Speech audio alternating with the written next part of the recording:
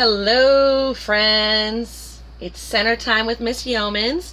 It is afternoon centers, and today we're going to talk about calming strategies that we can use to help self-regulate ourselves, or strategies that you might be able to use to help your student in the event that they might need a break. So let's start there. Let's remember that this is our break card, and we honor this card. When we ask for a break, it means we're confused, we're not feeling ourselves, we might not understand the demands that are being put on us right now, and I have no way to tell you I'm upset, so I have to let you know I need a break. Okay, so we talked about the breathing strategies, the star breathing strategies the other day, and we talked about the 5-finger breathing strategies. And today we're going to talk to you more about a textile texture type of strategy that you can use. So we're going to do a little work, but I promise it's going to be fun, and it is it's something that we're going to be able to play with once we put it together. Okay? So what we're going to do today, we'll take an adult to help you, and we are going to make a texture book. So you want to grab some construction paper, okay, or paper, and we're going to fold it in half like a book. Okay, I'm just going to fold it in half. Okay, you can choose to leave this the way it is, hole punch it, and put string in it. I, for the sake of saving time, am just going to staple it in 2 spots. Okay, maybe 3. Give it a little bit of backbone there. Okay, so now I have my book. Okay, and you can call this whatever, but I'm just going to put Miss Youmans on it so that I know it's my book, and I can later come back and color it if I like, but I have given it a title. So what this looks like now is, okay, let's do our camera. Let's see, make sure you guys can see everything in there. Okay, so sensory is all about, well, it's all about a lot of things, but tactile and texture has to do with our hands and how it feels.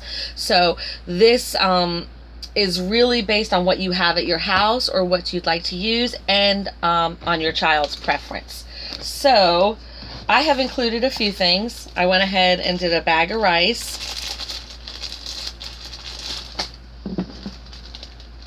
I did some sand, and I just got this at Dollar Tree, and I had it at the house, so that's why it's a darker sand. And I'm just going to start assembling some of the stuff that I have here. Okay, it might be easier if I take that away. Okay, so I'm going to open my book, and I'm going to put something here. So let's start with something a little easier than the sand, because that might be the last thing we want to do. So I have this border here, and it is rough. You run your fingers over it, and it is a rough border. So I'm going to take my glue, and I'm going to put my glue on the back. Okay, and then I'm going to put on the paper. So I'm putting on the paper.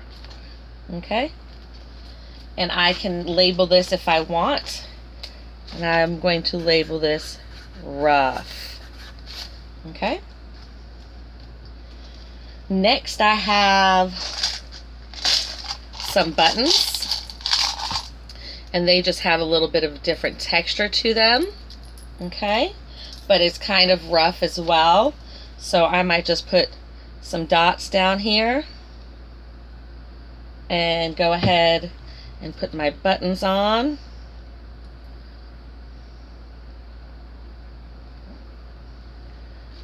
And because it's rough, I'll leave that there, but I'll put buttons just so the students can identify it. Okay? Did I spell that right? Alright, we'll turn the page. Remember, it's going to be drying, so you want to be careful. The next thing I have is some pipe cleaners. And these are soft and furry. And you can do lots of things with these as far as the way you set them up on your page.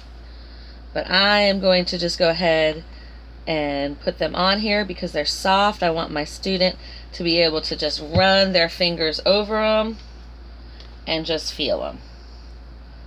Okay, and let's be careful with that.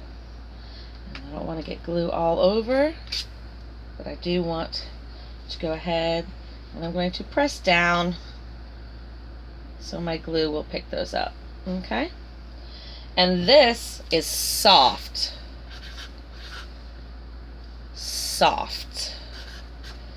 So I might do something else that is soft on the same page so that they have a a pattern with it.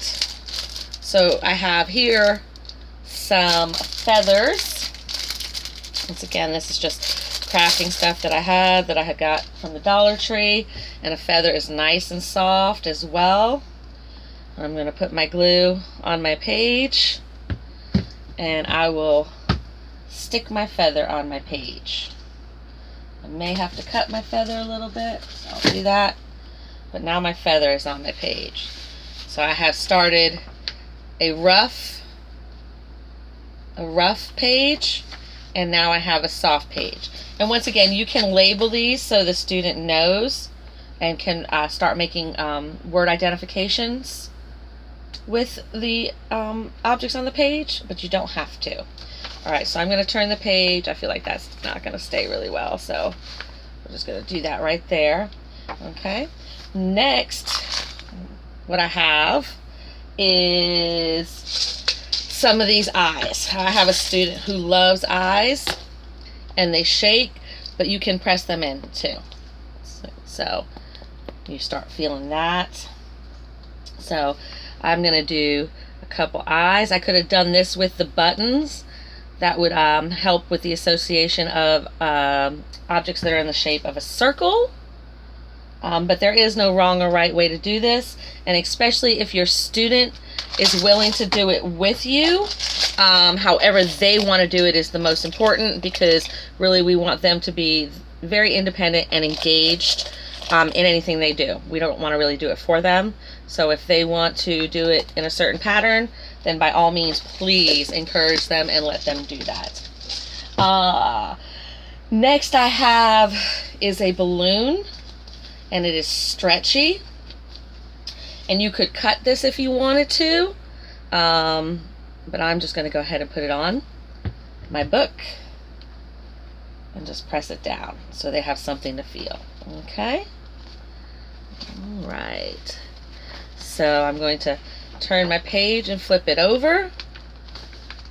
And then let's see, what else can Miss Youmans do? Okay, I have some foil, and that's crinkly, and it's shiny. So I'll probably just rip a piece of that off so I can glue it on here. And you could do the foil in two ways. You can exhibit it or display it so that it is shiny,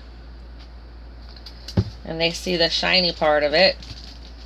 Okay, and then you could crumple it up a little bit and then just put a little piece of glue there so they can feel the crinkliness of it. But this is, we're going to do shiny. Okay. Alright, so fold my page again. Washi tape is good. Duct tapes are good, only because they do have a little texture to them. So you could do quite a bit with the washi tapes if you find certain ones.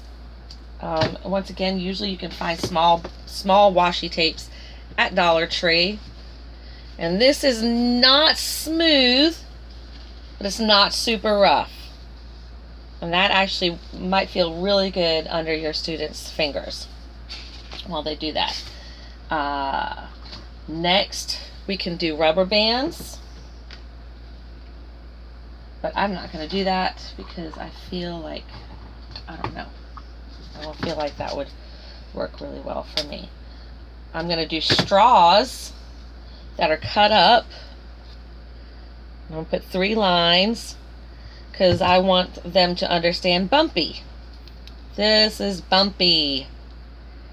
So as they go along, and we can label it bumpy so they know.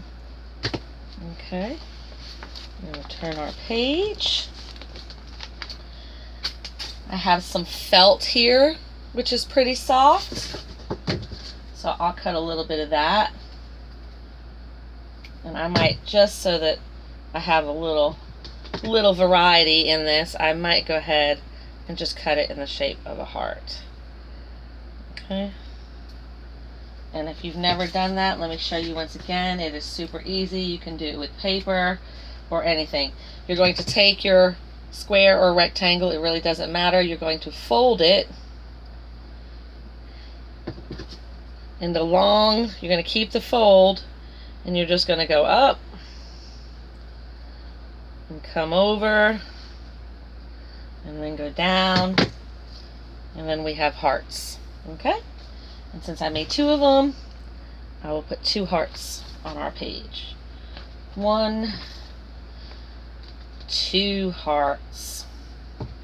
Okay, and that is fuzzy and soft. Okay, and then on my last page, I'm going to put my rice, because I'm going to use a stapler here. Mom and Dad, you might have to help, or grandma, grandpa, teacher, aunt or uncle, or our guardian might have to help with this project.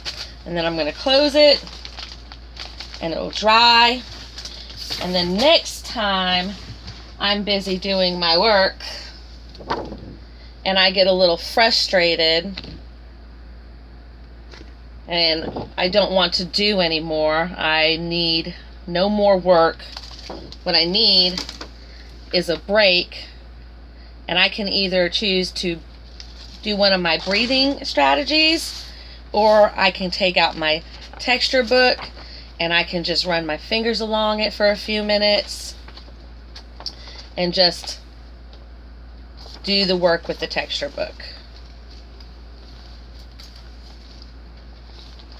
And go over. Obviously mine isn't dry yet, so I can't do a lot of things with it, but once it's dry, we will revisit this again, because this is just a really good project to do with your student. And then it's a tool that they have, and you can ask them when they want to do a break. When they come to you and say, I need a break, you can say, what would you like to do? What would you like to do? Would you like to do your texture book, or would you like to do your breathing techniques? So that is definitely a really good thing for us to have for our students, and for them to have and empower them in making them. And then one of the other things we talked about when we were talking about our calming strategies is we were talking about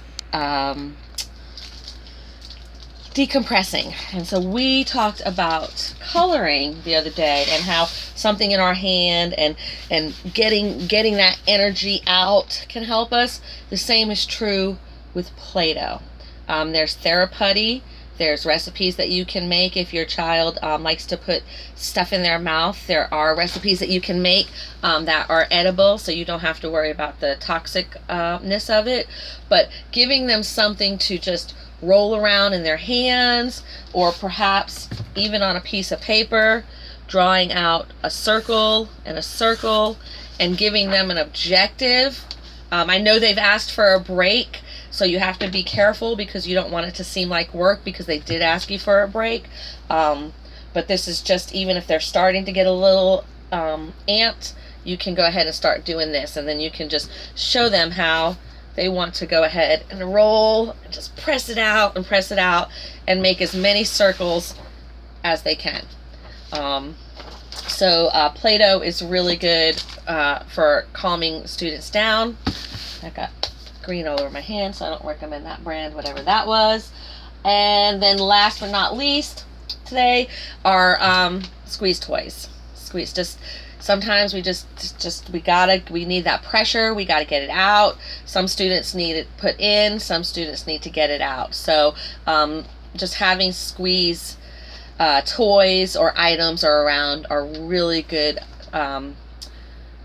calming strategies for kids. So these are just some tools that you'd like to have. They're tools that we have in education for the students, so that when they do say, I need a break, you know, I don't want to, there's no more, please, no more, I need a break, and then we honor that, and then we have tools that we equip them with and equip you with to help your students. So I hope you found this helpful.